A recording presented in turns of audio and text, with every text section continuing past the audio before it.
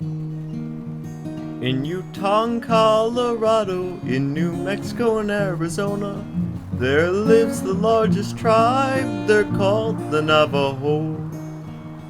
You will find dome-shaped houses with a frame of wood and clay walls, with the doors set to watch the setting and the rising of the sun. You can hear them speak a language from the Athabascan family. They will call themselves Dine, which means the people. Jacob Ellsbury, basketball player, Dr. Fred Begay, nuclear physicist, are all members of the tribe. Sometime around 1300 CE, the Navajo left Canada. They left their Athabascan-speaking brethren to go to the southeast. Well, the Apache, they joined them, eating deer and rabbits, and they set up their hogans, which are the previously mentioned houses. The men wore breechcloths and moccasins, women wore skirts, made from woven yucca plants, or hunted deer pelts, and they met the Pueblo, who taught them to farm, paint pottery, and weave, also to make rugs. They had developed a government and an intricate religion. Although they had no centralized government, they had a pan-tribal governmental system. Smaller groups of related Navajo made decisions instead of a larger centralized government. They believed that the first people came from below the ground, rising from another world to become the Navajo. They performed religions to ensure their success when traveling, trading, or planting crops. When rituals performed, that is to advance, the families would pay specialists to do it for them. They would use rites to ward off illness, both physical and mental, similar to some ancient peoples.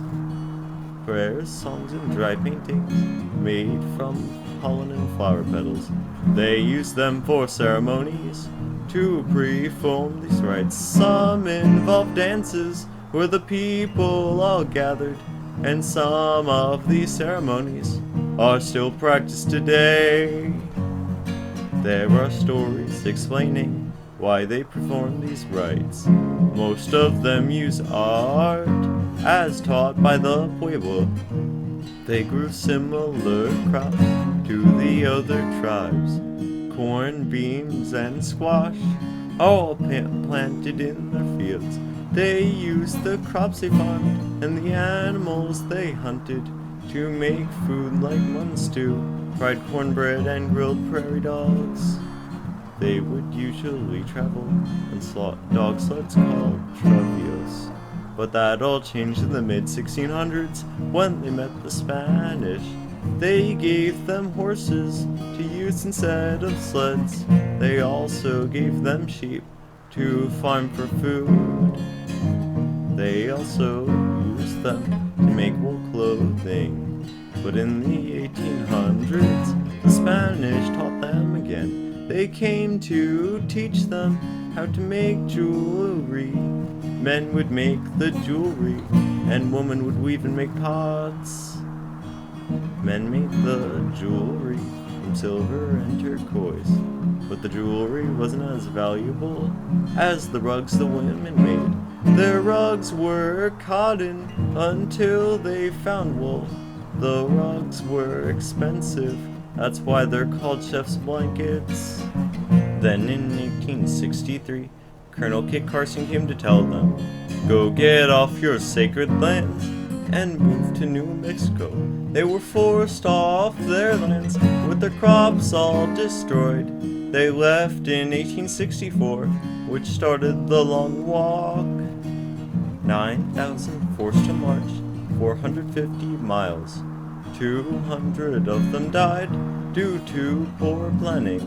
8,000 were incarcerated, along with 400 Apache at Bosque Redondo for 4 years. In 1868, the Navajo could leave, as War Chief Manuelito had resisted the walk by signing a treaty for an Arizona reservation. This left a lot of hatred for the United States, although they're never rated as much as the Apache. In 1941, there was a world war, but 400 Navajo signed up as volunteers. The U.S. recruited 29 Navajo soldiers to use their language to make a secret code.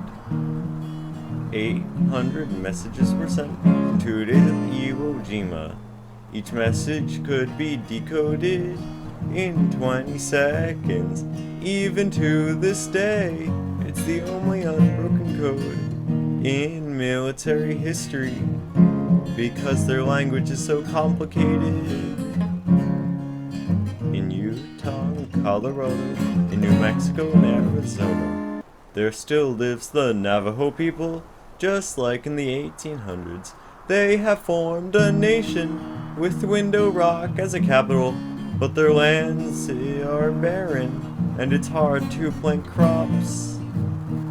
Many left for the lower Colorado. In Utah and Colorado, in New Mexico and Arizona, there still lives the Navajo people, just like in the 1800s. They have formed a nation with Window Rock as a capital, but their lands are all barren, and it's hard to plant crops. Many left the lower Colorado River, Los Angeles, Kansas City, and Missouri, but 500 Indian tribes remain in their 318 reservations. Although they use daylight savings, Arizona does not, which makes it confusing for travelers going into their 24,000 square mile reservation. Their 64,000 square kilometer reservation.